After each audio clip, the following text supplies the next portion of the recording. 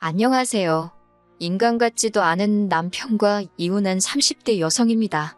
어디 속 시원하게 털어놓을 곳도 마땅치 않고 한편으론 남편이든 그 여자든 이 사연 좀 듣고 정신 좀 차렸으면 해서 이렇게 몇 자 적어보네요. 왕년에 고생 한번 안 하는 사람 없다지만 제 인생도 참 박복합니다.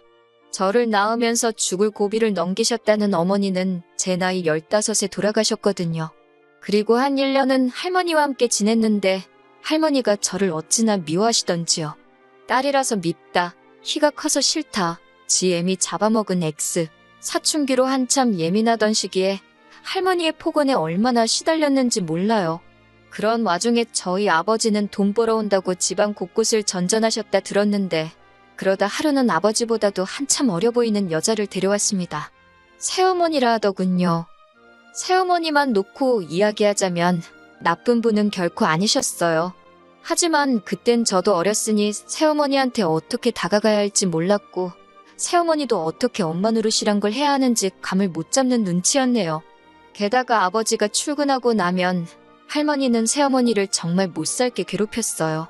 별것도 아닌데 손이 크네, 엉덩이가 가볍네 어쩌네 저쩌네 그냥 넘어가도 될 것 같은 일들로 새어머니한테 화를 내고 소리를 지르고 그리고 아버지는 그런 새어머니를 지켜주지 못하시대요. 그도 그럴 것이 어려서는 잘 몰랐는데 돌아가신 어머니 병원비다 뭐다 해서 아버지가 할머니한테 돈을 많이 가져다 썼던 모양이에요. 할머니도 할머니대로 다 큰 아들이 저러니 얼마나 답답했겠어요? 그러니 그 화풀이를 저한테 하다가 나중엔 애먼 새어머니한테 했던 거지요. 그리고 아버지는 자기 때문에 새어머니가 공경에 처하는 걸 뻔히 알면서도 나몰라라 하기 일쑤였고요.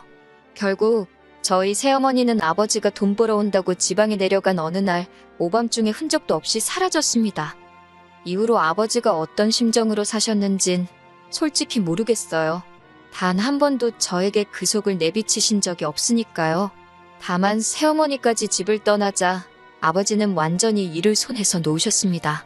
자식인 저는 눈에 보이지도 않았나 봐요. 하루가 멀다 하고 낮밤으로 술만 찾아대셨지요. 누가 술이라도 한 잔 사준다 하면 거절하는 법이 없었고요. 돌아가신 그날도 동네 아저씨들하고 술을 드셨대요. 한 아저씨가 데려다 준다 하는 걸 아버지가 자긴 멀쩡하다고 고집을 피우곤 혼자 집으로 향하셨다는데 경찰한테 전화를 받고 병원으로 가니 이미 싸늘하게 식어버린 아버지가 저를 기다리고 계셨습니다. 도로에서 자동차 세대에 연달아 치이셨다고요. 저희 아버지 사건은 뉴스에도 나오고 잠깐이나마 세상을 떠들썩하게 했지만 금방 또 잊혀졌어요. 세상살이가 원래 그렇잖아요. 이후로 저는 다시 할머니와 둘이 지내게 되었는데 이렇게 표현해도 될지 모르겠지만 사는 게 아니대요. 아버지가 그랬듯이 할머니도 술을 찾기 시작하셨고 언젠가 한 번은 저더러 공부는 해서 뭘 하냐며 제 교과서를 다 찢어버리셨지요. 그러다 고등학교를 졸업한 다음 날 할머니가 저를 불러 200만 원을 손에 쥐어주시더니 나가랍니다. 저를 보면 돌아가신 어머니 아버지 생각이 나서 억장이 무너진다고 당신 앞에서 사라지라대요. 그렇게 집을 나왔어요. 아니, 쫓겨났어요. 그리고 이후로 주변 사람들에게 물어물어 공장에 취직을 하게 되었고요. 공장 생활은 생각보다 나쁘지 않았습니다. 묵묵히 맡은 일만 잘하면 매달 꼬박꼬박 월급이 들어오니 그 돈 모으는 재미로 살았지요. 그러다 제 나이 25에 지금의 남편을 소개받았습니다. 이후로 6개월의 짧은 연애를 하고 단촐한 결혼식을 올리며 부부의 연을 맺었네요. 결혼할 때 제가 모아둔 돈과 남편이 모아둔 돈으로 작은 전세방을 구했어요. 시부모님은 부모 없는 제 처지가 마음에 안 든다며 전혀 도움을 안 주셨고요. 그러다 제가 결혼한 지 반년 만에 임신을 하면서 공장을 관두게 되었습니다. 어머님이 첫째는 무조건 아들을 낳아야 한다고 어찌나 유난이셨는 제 귀에 딱지가 않는 기분이었지요. 그리고 다행히 어머님의 바램대로 저는 10달을 꼬박 채운 뒤 아들을 낳았습니다. 그제서야 어머님께 며느리로 인정을 받았어요. 내 배 아파 낳은 아들, 그리고 남편, 시부모님, 비로소 내 가족이 생겼다는 그 기쁨과 행복은 어디 견줄 것이 못 되었지요. 하지만 그 행복은 오래가지 못했습니다. 아들이 2돌을 막 지났을 때 남편에게 여자가 있다는 사실을 알게 되었거든요. 주말이었는데 이른 아침부터 남편이 회사에 가서 확인할 게 있다며 집을 나서더라고요. 그런데 점심때가 지나도 집에 오지도 않고 혼자서 고생하는 남편을 생각하니 안쓰럽더군요. 그래서 아들 얼굴 보고 힘내라는 뜻으로 영상통화를 걸었습니다. 그런데 몇 번이고 신호가 가도 전화를 안 받는 거예요. 그래서 어쩔 수 없이 포기하고 있는데 남편한테 전화가 걸려왔어요. 얼른 받았더니 남편이 누구랑 이야기를 하고 있더라고요. 전에도 종종 휴대폰을 엉덩이로 잘못 눌러서 엉뚱한 데다 전화를 걸곤 했는데 이번에도 그런 모양이었지요. 그래서 전화를 끊으려고 하는데 어떤 여자가 남편한테 오빠 어쩌고 그래요. 그때부턴 저도 모르게 입을 틀어막고 여자가 하는 말에 귀를 쫑긋 세웠습니다. 30초 남짓의 짧은 대화였지만 둘이 어떤 사이인지는 알고도 남을 만큼 저질스러운 대화가 오고 가더군요. 휴대폰을 들고 있던 제 손이 바들바들 떨리고 있었네요. 남편은 그날 늦은 밤이 돼서야 들어왔습니다. 남편에게 데이트는 잘했냐고 물으니 남편이 뜬금없이 그게 무슨 소리냐고 그래요. 그래서 아까 휴대폰으로 당신이 생중계해주지 않았냐 했지요. 그러자 남편이 허겁지겁 자기 휴대폰을 확인하더니 되도 않는 변명을 늘어놓더군요. 영업하느라 만난 거라나 어쩐다나 영업을 몸으로 삶아떼고 하냐고 쏘아붙이니 저더러 하는 말이 집구석에 있는 제가 뭘 알겠냐입니다. 그러면서 저더러 거울 좀 보래요. 일주일 중 하루 쉬는데 너가 남자면 너 같은 여자랑 집구석에 있고 싶겠냐고요. 비참하고 화도 나고 더 속상한 건 이럴 때 전화할 친정도 친구도 없다는 사실이었어요. 그런데 누구한테라도 이야기를 하지 않으면 속이 까맣게 타들어갈 것 같더라고요. 그래서 고민 끝에 같이 공장에서 일하던 언니한테 전화를 걸었습니다. 언니가 제 이야기를 듣더니 잘 살고 있는 줄 알았는데 이게 웬일이냐며 그래도 이혼은 하지 말라대요. 지금 네가 가진 게 뭐가 있냐고 이혼하면 그 XX들만 좋은 일 시키는 거라고요. 그러면서 이참에 저더러 다시 일을 시작하래요. 어쨌든 돈이라도 몇 푼 쥐고 있어야 더 더러운 꼴은 안 볼 거라면서요. 언니 말을 듣다 보니 일리가 있더라고요. 당장 남편을 보면 더럽고 혐오스러울 것 같은데 그간 모은 돈은 이 집구석에 다 묶여있지. 생활비는 타서 쓰니 여윳돈도 없지. 그 생각을 하니 서글픈 거예요.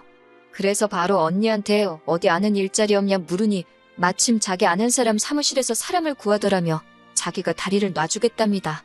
공장만큼 돈은 안 주지만 그래도 애 키우면서 하기엔 나쁘지 않을 거라고요.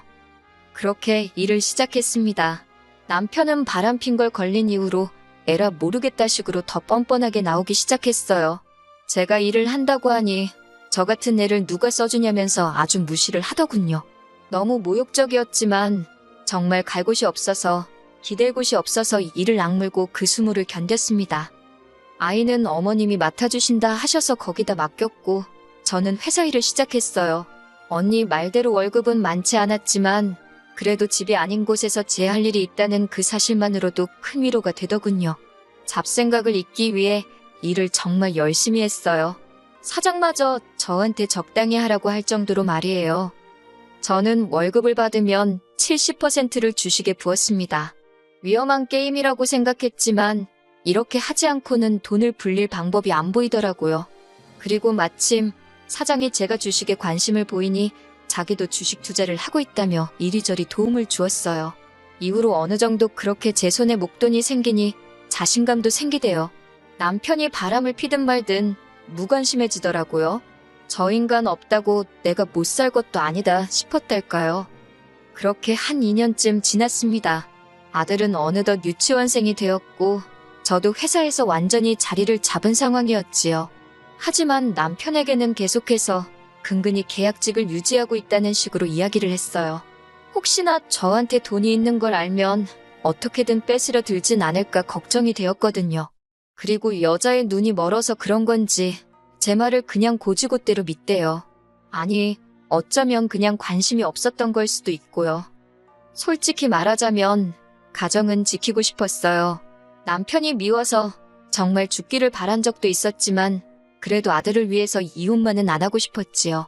어머님 아버님과는 원만하게 지내고 있었으니 남편만 제자리를 찾으면 될 것 같았거든요. 그래서 내가 좀 잘해볼까 그러면 저 사람 마음이 돌아올까 그런 바보 같은 생각도 몇 번을 했었고요. 하지만 결국 저희 아들의 초등학교 입학을 앞두고 남편이 저한테 이혼하자고 하대요. 이대로는 더 못 살겠다고. 그리고 그 여자가 임신을 했답니다. 저더러 그 애를 키워줄 거 아니면 이제 그만 자기를 놔달래요.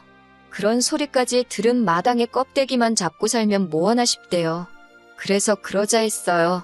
그리고는 남편더러 대신 이 전세집 보증금은 전부 내가 갚겠다. 아들은 데려가라 했습니다.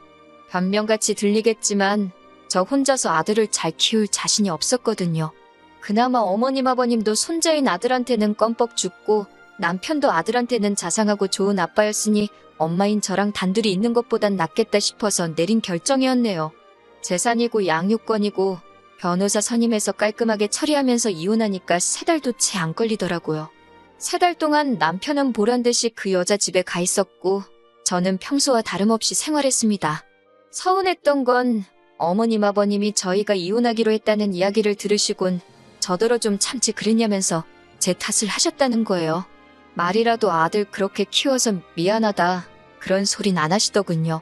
남자가 원래 한두 번 정도는 한눈을 팔고 그럴 수도 있는 거라고 내버려두면 알아서 제자리를 찾는데 제가 일을 크게 만든 거래요. 그런 말을 듣고 있으니 역시나 팔은 안으로 굽는구나 싶고 한편으론 내 편 들어주는 친정이 없다는 게 서럽더군요. 한편 회사에다가는 사실 이혼 이야기를 하는 게 맞는 건지 어떻게 해야 하는 건지 잘 모르겠대요. 그런데 공장 언니가 귀띔을 해준 건지 저를 뽑아준 사람하고 사장이 먼저 아는 체를 해왔어요. 기분이 나빴다기보다는 큰 숙제 하나를 누가 대신 해결해준 것 같아서 후련했네요. 그리고 이후로 그럭저럭 잘 지냈습니다. 아들이 보고 싶어서 밤새 눈물로 지샌 날도 있었지만 마음을 독하게 먹고 버텼지요. 그게 아들을 위한 길이라고 생각했으니까요.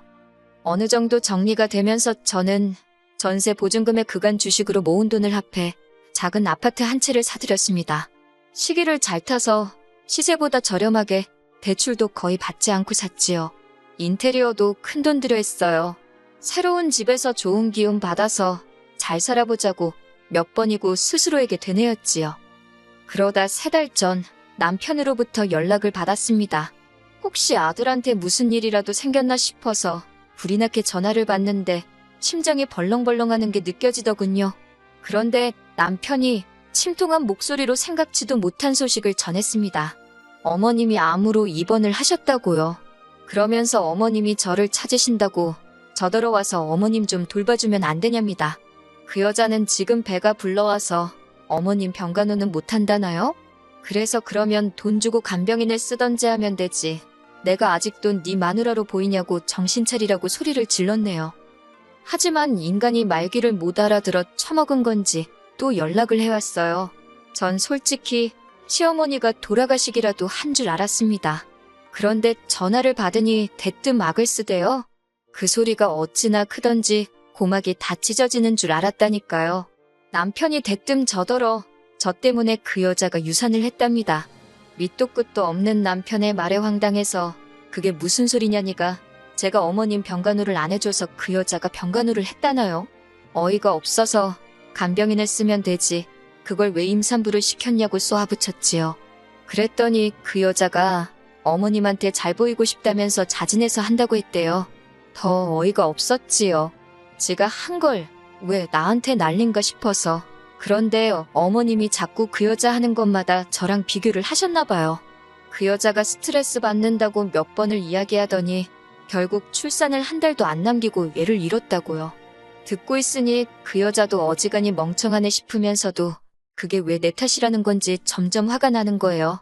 결국 열받아서 이게 다 당신이 남한테 피해주고 살아서 주변 사람들이 벌받는 거라 했습니다. 네가 남의 가슴에 못 박은 거 지금 돌려받는 거라고 다 네 업보 때문이라고요. 그러면서 애 하나로 끝날 것 같냐고 지금 생각해보면 꽤나 잔인한 말을 퍼부었던 것 같아요. 솔직히 제가 남편 뺨을 올려치거나 그런 건 아니지만 정말 신이 있구나 싶어서 무섭기도 하고 남편이 처한 상황이 고소하기도 하고 그래요. 카르마라는 게 정말 있기는 한가 봅니다. 아, 그리고 이런 와중에 속 편한 소리 같지만 저는 회사 사장님하고 조금씩 서로를 알아가 보기로 했어요. 그리고 아들에 대한 친권과 양육권을 되찾아오기 위해 변호사도 선임했고요. 하루빨리 모든 게 정리가 돼서 제 인생에도 따뜻한 봄날이 찾아오면 좋겠습니다.